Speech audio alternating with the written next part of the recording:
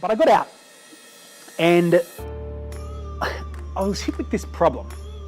And the problem was that, because see, you know, it's funny when I tell people my story, like, oh yeah, prison, this kind of thing. Oh, I almost lost 15 years of my life, something I didn't do. Like, I go, wow, that's really, really good. I bet you're happy you got out. But what they fail to recognize is that I got out and I then was hit with like the next problem. Like, I don't know if you've had this, where you've got one thing that's going on in your life right now, and then like you finally overcome it, but then there's like the next level. It's like playing like a PlayStation game or like a Sega game or Alex the Kid, the old Atari game, whatever it was. Like you progress up the levels and be like, level 2, level 3. And we like progress through these levels in life. So I escaped one level.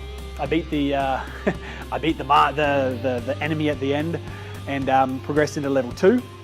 But level 2 had me now out on parole with absolutely no idea what I wanted to do. I literally had no clue.